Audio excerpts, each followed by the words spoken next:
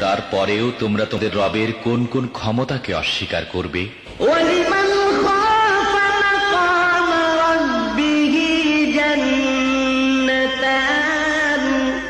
আর যারা তাদের প্রভুর সামনে হাজির হওয়ার ব্যাপারে ভয় পায় তাদের প্রত্যেকের জন্য দুটি করে বাগান। فَبِأَيِّ آلَاءِ رَبِّكُمَا تُكَذِّبَانِ তোমাদের রবের কোন কোন দানকে তোমরা অস্বীকার করবে?